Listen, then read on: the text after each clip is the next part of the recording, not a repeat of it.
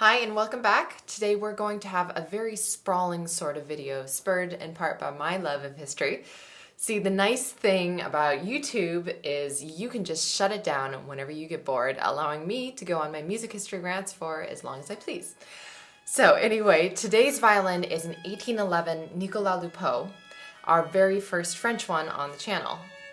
Now, if you think the name is familiar here, it is because we were taking a look at an 1825 François Lupot II bow in our bow comparison video. Nicolas is François' brother, which is, if you think about it, really a tidy little business. Nicolas made the violins and could always send customers over to his brother for a good bow. Nicolas Lupot, 1758 to 1824, is known as the French Stradivari, not only because his instruments are incredibly fine, but also because of Stradivari's influence on his work. Stradivari's were already coveted during that time, and copies were very popular, but Lupot would take it one step further, interpreting Stradivari's work and bringing it into the French school with such talent and accuracy that Villaume later copied Lupot's models. It's actually funny, if you think about it, that Stradivari's popularity has not dulled an inch 300 years later. Can you think of anything else that has stood that test of time to this extent?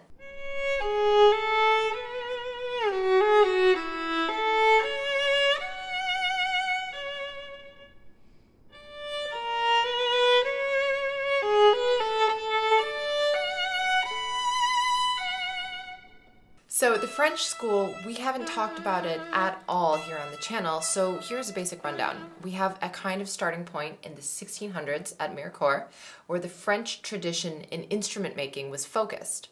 If you wanted to learn, you went to Mirecourt. And in that French school, François Lupot, Nicolas' dad, studied, and his father before him. So the whole family had been trained for generations already at Mirecourt before François moved to Stuttgart to serve as the royal court lute and violin maker. Mirecourt is still very important. A lot of the times you'll see bridges from Mirecourt. There are still active shops there, as well as the Museum of French Violin and Bow Making. And the other makers that came out of Mirecourt were Pic, who Lupot also studied with, Bazin, Derazay, Chanot, Gand, Bernardel, Colin-Mazin, and they all sort of culminated in Villaume. The pricing for French instruments never got anywhere near to those of the Cremona school, but that really doesn't mean much. After all, Hilary Hahn has 2 Villaumes. So let's take a look at the sound and the feel of this 1811 Lupot. It's really a very pleasant instrument. It feels good in the hands. It has a power and richness to the sound that's great for those over-the-top virtuoso composers, Sarasate and Wieniawski and so forth. So you can see there's sort of an anticipation for the music to come in these styles. It's very broad in its curvature and a bit difficult to get into the top registers for me, but then again, most instruments at that time weren't really made with a woman's hands in mind, much less mine, which are like a 9-year-old's topped with little sausages. So anyway, the sound is very rich and interesting, and I would have really loved to play it longer to see how it would develop and open up.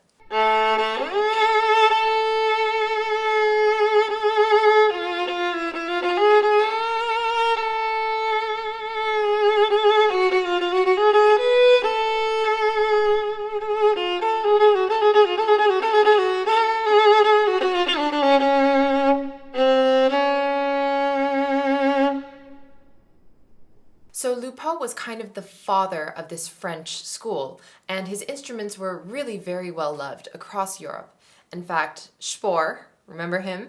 Very important violinist in the early 1800s, inventor of the chin rest, for which I will forever be grateful, and composer of a massive amount of violin music that doesn't get played very often. So Spohr had a German instrument, but as he wrote in his 1860 biography, upon hearing the full and powerful sound of a Nicolas Lupot violin, immediately exchanged his German instrument for a Lupot and played it from that moment on during all of my travels. So this is a bit of a beast. This has got a lot of sound, especially on that the lower registers. It's very deep quality.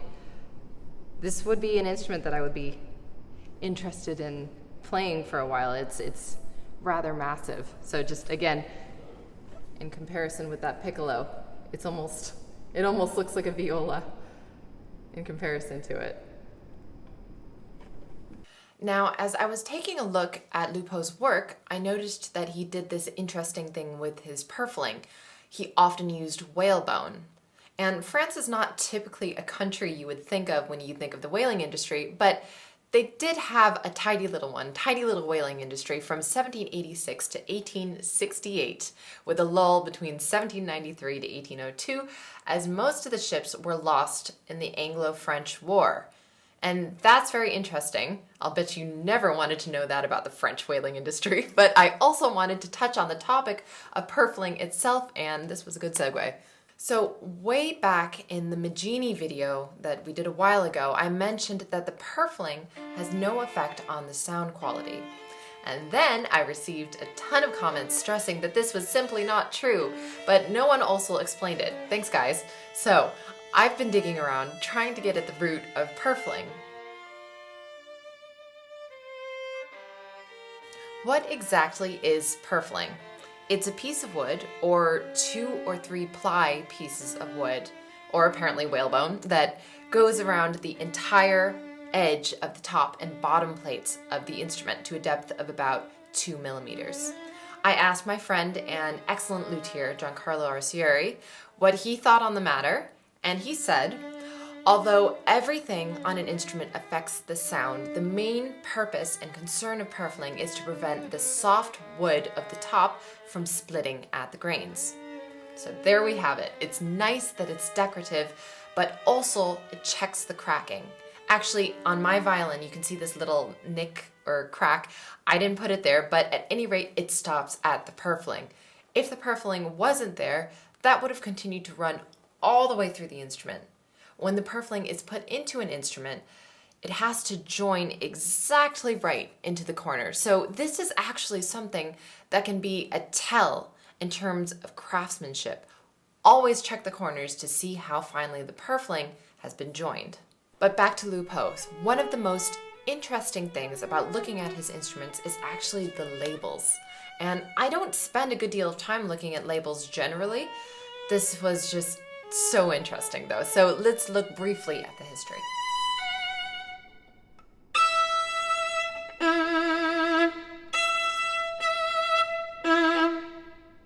Nicolas Lupot was born in 1758 in Stuttgart, as I mentioned before.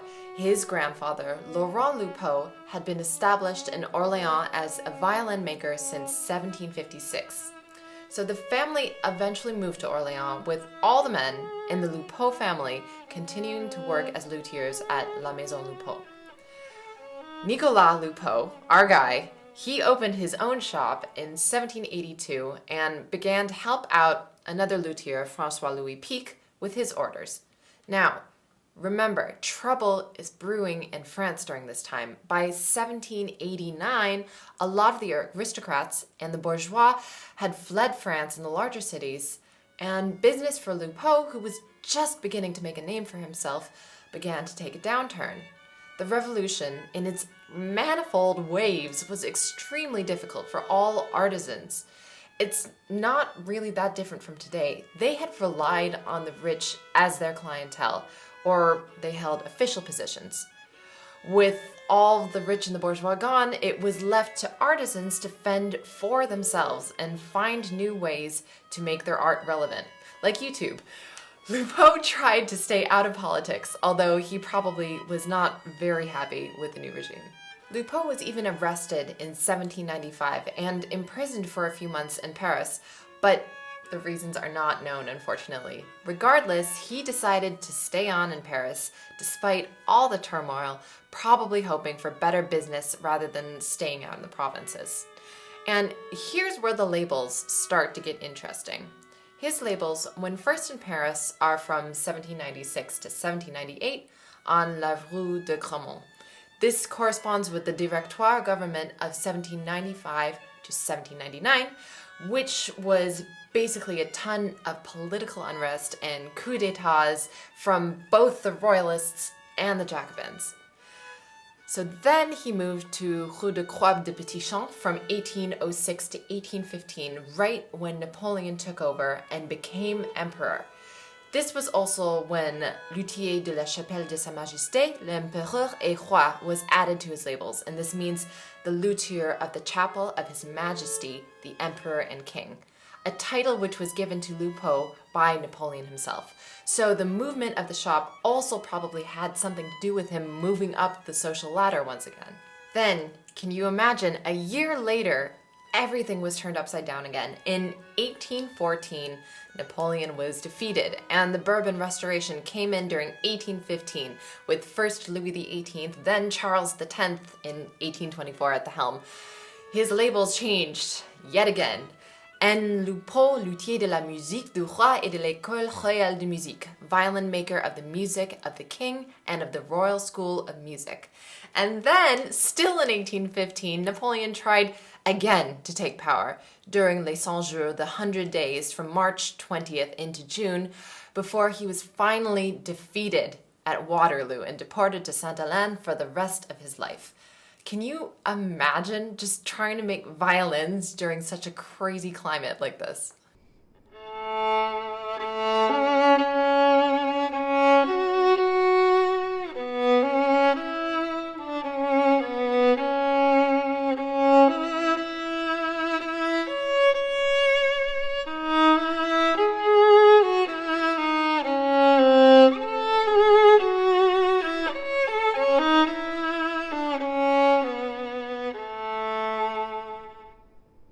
When things settled down from 1815 to 1824, Lupot was finally able to make some of his most beautiful instruments. In 1820, he was asked to reorganize the music ensemble of the king and was given an order for 14 violins, 5 violas, 6 cellos, and 4 basses.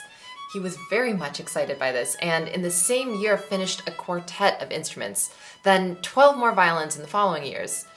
But he died before completing the order, and it was finished by his pupil and successor, another extremely important French maker, Charles-François Gand. I found this all totally fascinating, especially as I'm not terribly well versed in my French history. So on that note, I wanted to share one more little luthier story, not about Lupot, but about Léopold Renaudin, since it's unlikely I'll ever be able to play one of Renaudin's instruments. He was more known for his double basses. Renaudin was a luthier during the same period, but unlike Lupot, he was a fervent revolutionary. He even got himself promoted to an elector and member of the Paris Commune, that group known especially for guillotining everyone during the Reign of Terror. They called themselves the Committee of Public Safety and were led by the infamous Robespierre. Renaudin was even in the jury for Marie Antoinette, condemning her and hundreds of others to the guillotine. On July 27, 1794, many of the top officials were imprisoned, marking the beginning of the Thermidorian reaction and the rise of the National Convention's rule of France. Robespierre was guillotined the next day, and the rest of them eventually stood trial for various injustices, including concealment of witnesses from defense, sham trials, death warrants issued without names on them so they could be filled in as necessary. Renaudin remarked as he was sentenced to death, "I die innocent for having loved my country too much. I certify I never had any ill intention." He was guillotined the next day along with 15 other jurors.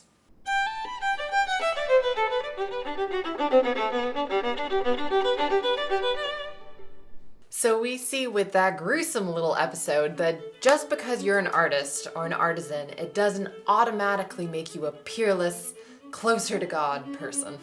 So I hope you've learned more than you could ever hope to know about Lupot, about the French Revolution, about the French whaling industry.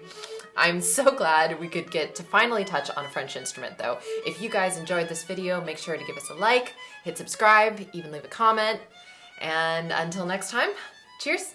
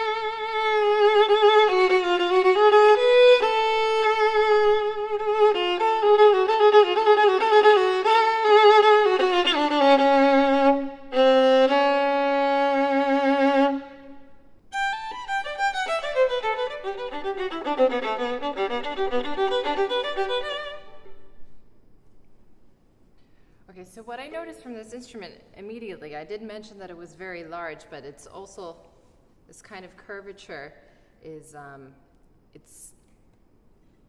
you take something like this, you notice that the curve comes much faster. It's easier to get your hand around it, basically. So for some people, it doesn't matter much, but for me, with my small hands, it does, because my wrist smacks up against it almost immediately.